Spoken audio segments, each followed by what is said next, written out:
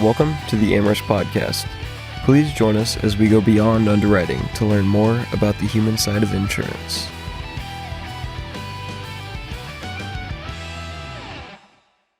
All right, welcome back everybody to the AmRisc podcast. This is episode 15. My name is Christian Medina. I'm here with my co-host Connor Fleury. And today we have the privilege of speaking with Ana Barbosa and Melissa Bobbit. Ana, why don't you go ahead and start us off by telling us about yourself? Oh, that's unexpected. What do you want to know? I'm from Rio. I think everybody knows. Hi, bom dia. Bom dia. And I lived in the U.S. 2 times. This is the second time.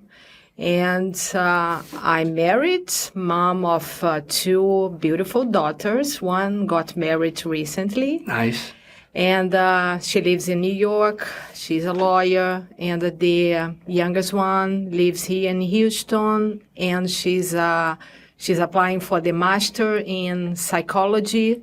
And she works in a psychiatry clinic with autistic children. Nice.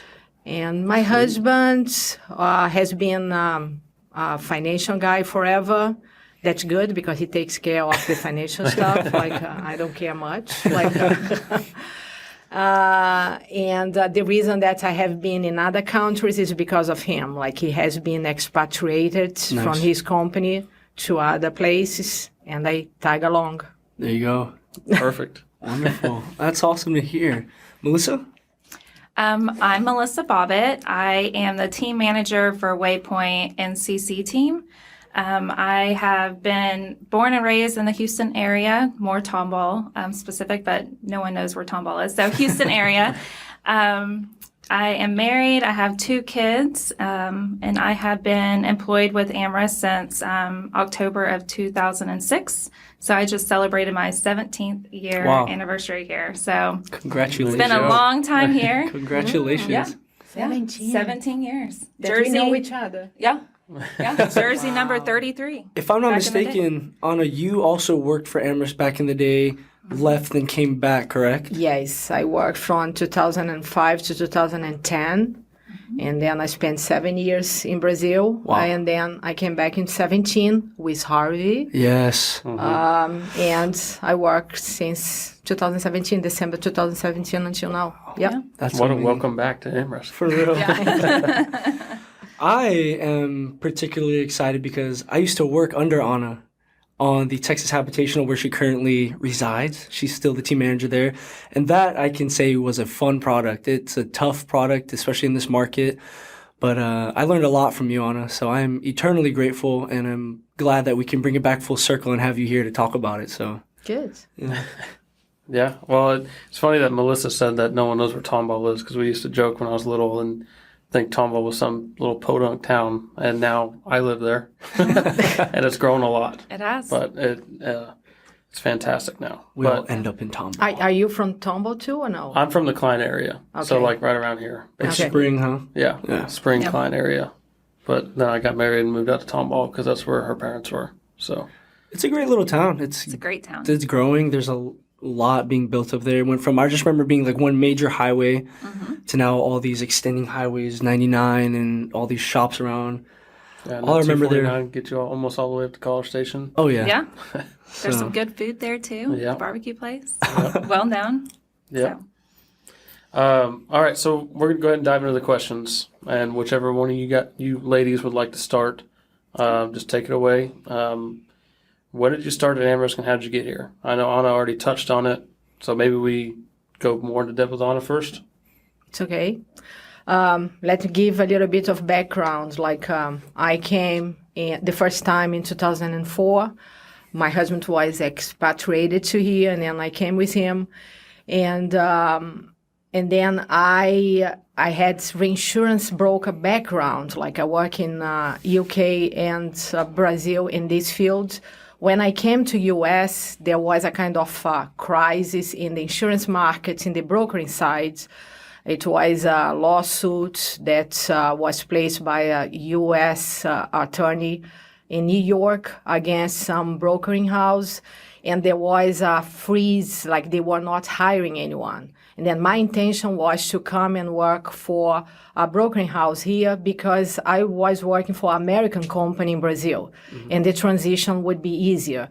And the target was to be working for Marsh because I worked for Guy Carpenter before in Brazil.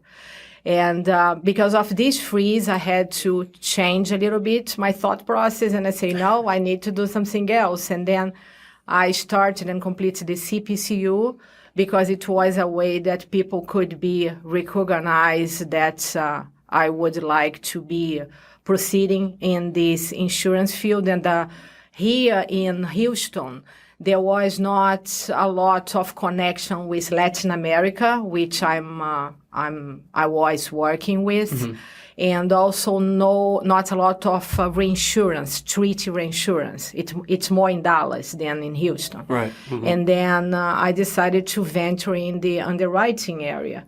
And then my first opportunity was a kind of temp opportunity at Arch. Arch had an office here in the Galleria area. And I started working there. And during my stay there, I met Carol Horton. And when I finished, because it was a temp job, when I finished, she asked me, like, do you want to interview to a company that is MGA is a growing company, and they are hiring more people. They need more people. They need underwriters there. Do you want to interview with them? And I say, yeah, right. Like, I didn't know anything about AmRisc. Right. And then it was AmRisc. And then I came, I talked to a lot of people. And then I end up like talking to Dan. And I remember well, one of the questions that he asked me, like, what was your GPA in college? And I say, what? Why? Like, why he's asking me that? Like, I worked like already like a lot, but it was funny because that was the question. And then they offered me a job, and I started working with Tim Singletary at that time. Yeah. There you go. So the Hortons got you in here. Yeah, it was Horton. Yeah, well, you know Carol. yeah, And then Carol indicated me, and then, I came because of her. Yeah. Sweet. It's all about place and timing, and just everything happens for a reason. And you can say, honestly, 20 years down the road that it worked out the way it was supposed to be. No regrets, right? Yeah, it was, and it was with her was my experience, my first experience with hurricane, to be honest. Oh, yeah? We were expecting, I think it was Rita. And Rita was coming to Houston specifically, and then I was working there with her, and I remember that we had to keep everything out far away from the windows because we were in the Galleria building, the tall one, and the Williams building, right? And then we had to remove everything that was close to the windows. And the first thing that she asked me to move was a football ball. And I say, what? Yeah, because that's very important. It's signed by a lot of like players, and I say, okay. Like, What have you said? That's what I did. I moved that thing first, and then, and if you know Carol, you know that she's a fan of Green Bay? Was it Green Bay Packers, maybe? She's sweet. She's so sweet. What about you, Melissa? So I heard about AmRisc through the school that Dan Pede's kids went through, too. My mom worked there, and her boss, I knew her daughter. She used to work here. So I applied, sent my resume, interviewed. It was a long interview process. I think it was like all day. Talked to about everybody who worked there, and I got offered, I was still going to college, so I got a part-time position with the IT team, which surprises a lot of people. They just assume I started out as a UA. But no, I started out as an IT. There was only 3 of us in the Houston office that were in the IT team at that time. And then I graduated college a couple months after that, and then I was offered a full-time position as a UA. Right on. But you know where she was sitting? She was working for IT, but you know where she was sitting? In the place that we were sitting. And that's the reason we started to know her. Okay. Because she was sitting there. She didn't say anything during the day. Really, she didn't talk. And then I say, wow, she doesn't want to talk. She didn't talk at that time. At that time. Yeah. And but we started to know her And because then she she was jokes that close once to y'all us. started, like I started talking, y'all couldn't get me to stop. So Yeah, it's true. that's y'all's true. fault. Y'all They, got of me course, out of my got you, shell. though. Yeah. Yeah. So it all worked out. So you started in IT. Yes. How long did that last? I mean, obviously you got hired as a UA. Who was your first underwriter? Anna. Oh, oops. Yep. Anna and Tim, but mainly Anna.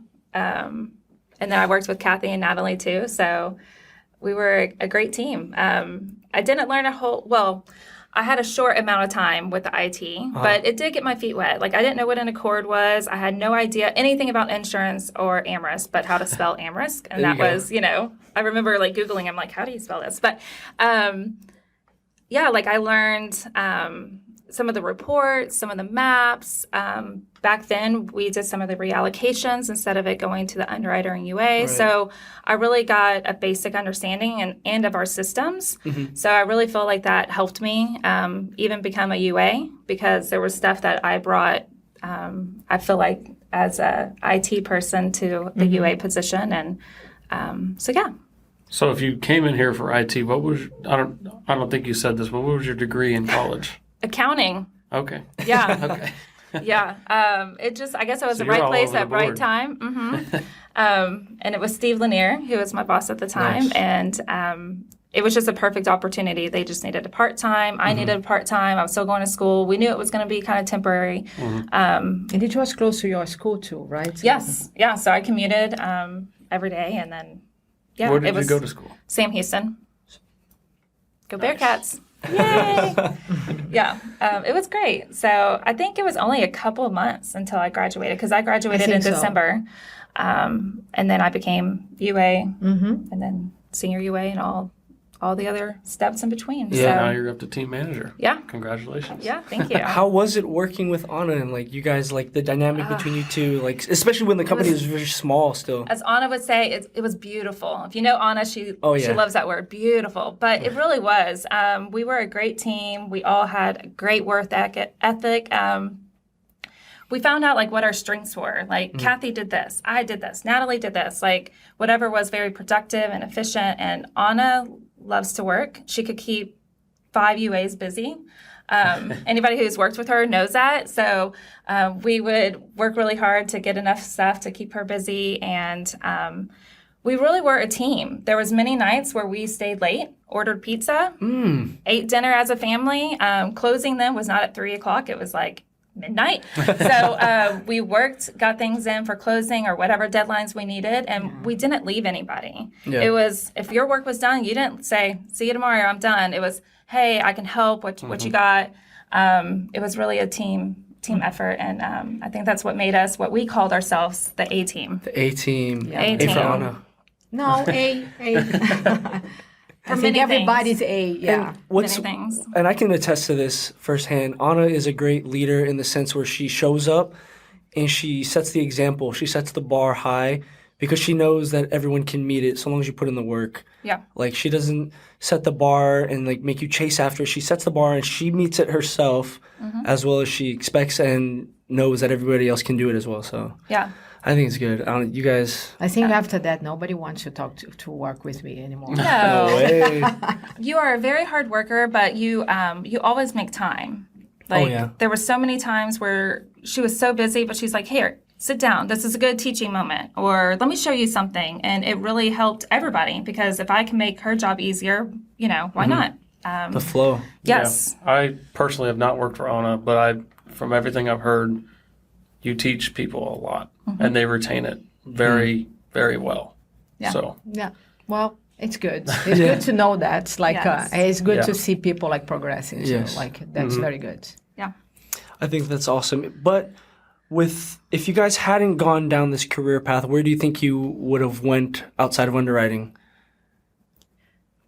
Well, my background, like I graduated in architecture. Like Okay. Oh, architecture. I remember that. Yeah. Yeah, I was in Rio, and then I graduated there. When I graduated, like Brazil was under a very big economic crisis, and there was not a lot of job offerings, and the only thing that we probably could do, and especially people that would be taking the technological like careers, like engineers, architecture, would be going to the IT as well, because IT at that time was the boom, like a lot. It was the personal computer boom, and a lot of companies were downsizing from mainframe to PC, and then there was a lot of opportunities in that. And then what I did a master's in data analytics in IT, and then I was offered a job. My first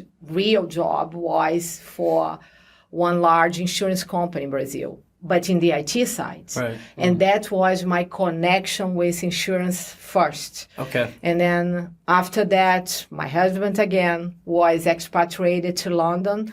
And then I ventured myself in the brokering side. And I was a reinsurance broker at the time that I was living in London. And I worked for Aon at that time. Aon. Okay. Gotcha. And then that's the reason my insurance connection came from IT as well. But it's but then I moved to the insurance side. Yeah. But it was much more in the reinsurance field and in treaties, which we work a lot with insurance companies. Okay. Like our client is the insurance company. And then I came from an insurance company, and I was working with insurance company, and I did this for a long time until I came to US, where I came to AmRisc, which changed a little bit my path. Yeah. If we put everything that Ana does or has done in her life and Melissa's on a piece of paper, they would almost look similar, because you started in IT, you started in IT, and both ended up in insurance. Yeah. Everyone comes to insurance. Just remember that. Everyone. It all boils down to insurance. You, Melissa? So I don't know where I would be. I would have probably got my CPA and done something with that maybe, but I feel like everything happens for a reason, and I was put at AmRisc at the right time, right place, and obviously I haven't wanted to leave. And some people say, you know, what's your dream job? And I heard something actually on the radio, I think it was yesterday or the day before, that someone has your dream job, but they hate going to work every day. And I was like, Oh. you know, that made me like think. But I work at a place that I love going to work every day. Yeah. I enjoy it. There's tons of room for growth. I'm never bored. We never bored. No. There's always something Cannot to be. do. Oh, yeah. So I don't know. I think I would maybe be a teacher. That's what I'm told. People say, you know, if this insurance thing didn't work out for you, you should be a teacher. I think it's because I love kids. My And you have collection of patience as well. yes, With me, yes. yes, I do. But I like to decorate. Like y'all see my office, like Oh, when we yeah. had the old office, all the seasons and holidays were decorated. My collection of like Sharpies and flare pens and all the things. Christmas. I did win that one year for decorating Christmas. But and I like to really teach people. I like to know like what their personal goals are and to really help them, you know, see their growth and development to, you know. I can definitely see that, especially after seeing Halloween 2020 at the old office. Yes, 2020? that was The great, haunted right? house. Yeah. Oh, Haunted house. 2019. That was so great. Was it 19? COVID was Yeah. 2020. Oh, yeah, I think you're it right. was- 2019. my bad. 19, yeah, That- it was one that's year right. before. That was great. insane. That was so much Oh fun. my gosh. They were talking about it just the other day, how I was in character like the whole day. I wouldn't Oh, talk yeah. to anybody. I wouldn't have like any facial expressions. And I was like, well, yeah, it was Halloween. So, and now it's Christmas, right? Yeah. Like November 1st, it was Oh, Christmas. how many days? Oh, it's the whole season. Because she sends email to us like Oh. 20 days to Christmas, 21 days to Christmas. I think it's 8 Fridays till Christmas. Yeah, so maybe and then, 7 yeah. Get your That puts it countdown in clock going perspective. on. Yeah, don't freak shopping. out, but it's okay. But 8 Fridays. They say, something like that. I was just talking to Marcus Kelly about this yesterday. We were talking to somebody, I forget who, but basically we were saying that if you love your job, you won't work a day in your life. Yeah. And I think that's true. So Yeah, Oh, it's yeah. definitely true. Conor McGregor has my dream job. So Who? Conor McGregor, UFC fighter, that's my dream job. For a second, I thought you were going to say Connor Fleury. We have the same job. I'm good. Wasn't he the one that broke his leg pretty bad there? I don't know. Yes, that his doesn't ankle. sound awesome to me to go through all those surgeries and pain and yeah. But okay. So now we're going to dive into more personal life. just tell us about yourself. Who are you outside of work? And juggling being a mother, a wife, a mentor, and friend to other, what would you consider yourself best to be? I think it depends on the day. Don't ask my kids. No, I'm just kidding. Yeah, I think we're like all of those things: a wife, a mother, a daughter, a sister, a friend. I'm an Aunt Sissa. Even some of my friends' kids call me Aunt Sissa. But I think it just is. It's not really what you're best at. It's just what the right opportunity and timing, like you have to be, right? Like. I try to unplug as much as I can outside of the work hours and really be there for my kids. And then same thing when it's work time. I try to really dedicate my time and do my best to be here for the company and my team and do the best job I can as a team manager and underwriter and all the things. So I think it's hard. I think it's just you have to find that work-life balance and juggle and just really know there's a time and place for each of the many hats that we have to wear. Right. Yeah. And I agree. And I think sometimes you have to dedicate it more depending on the situation, right? Like, for example, if you have something in your family and you needed to be taking more time or dedicating more your time or yourself to deal with that, like you have to do it. And then juggling everything is not easy, especially we women, because, we have the mom thing, moms for everything, and like usually the house and a lot of things that naturally we started to take, and it's a lot at the end of the day. And then when you put together the professional sides and like work and learning and time to develop things, it's a lot. Yeah, it's a lot. Like it's usually a long day. But I think for me, one of the things that I just heard, like from my daughter recently, that I am a very good listener, and then I think I enjoy my friends, and I keep my friends, and I have been working and living in different places, and I keep these friends. Yeah. And this, for me, this is something that can define me. Like I like the people that touch me one time in life, and then I try to keep them with me. Yeah. And now it's easier, like FaceTime and like WhatsApp, like that I use constantly. And I think that's what defines me very well. Yeah. Shout out to all the mothers out there, all the mothers to be. Like, it's definitely a role that can only be taken on by these women who have dedicated their whole lives to their family and their work, and to be able to juggle all that, it's an inspiring thing to do. Like, I look at my mom and I'm like, man, the heartache I put you through, I don't realize it till I'm an adult. And, I've apologized to her, like, Mom, I love you so much. Like, I didn't realize I was doing this kind of stuff. And like, here you are, like still there for me, still showing up, still loving, still listening. And like, to see you guys, and I've met your daughters on, and it's a true attestation to like how you are as a role model to them. So shout out moms. Yeah. Yes. They really can do it all. Yeah. Speaking of shout outs, who's one person that both of you can give a shout out to that has inspired you in one way or another to help mold you or even just encourage you to be the person you are today? So I would say my mom. Speaking of moms, yes, definitely my mom. She has inspired me. She has motivated me throughout the years. Growing up, I knew she went to work and she was my mom, right? Like that was the only thing she did. But growing up and becoming a mother myself, I realized, oh my goodness, she did have a full-time job, and she was a full-time mom and came to all the events and still had time to volunteer. Like, when did she ever sleep? I don't know. And when I would call during the middle of the day and she's at work and I forgot a project at home or my dance leotard and I needed it, or I was going to get a demerit, she always made it possible. Like, I don't know how, but I had what I needed when I needed it. So I really just, I appreciate all that she's done.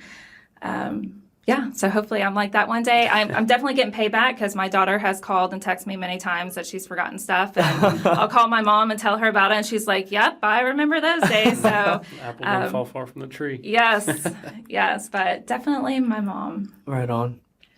I'm going for my dad. Yeah. Like I had a lot of connection with him. Like I think he taught me. My first job was with him. He had a bookshop, and I was kind of like summer job with this company, this small shop. But I had a manager which was not my dad, and I think the first day that I was late, I called my dad and I said, Dad, I'm late. And I say, I don't care. I'm not your boss. You call your boss and tell your boss that you're late. Wow.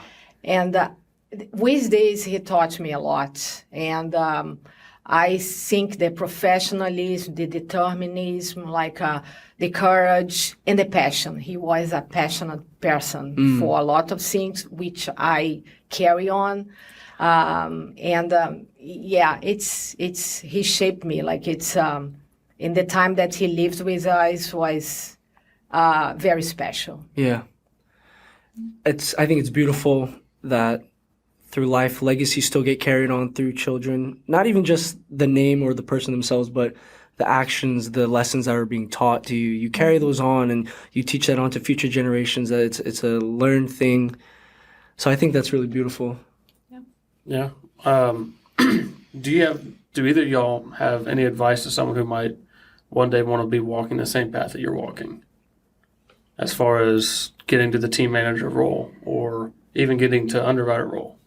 I would say just work really hard, do your best, ask questions. I know we say that a lot, but seriously, ask the questions.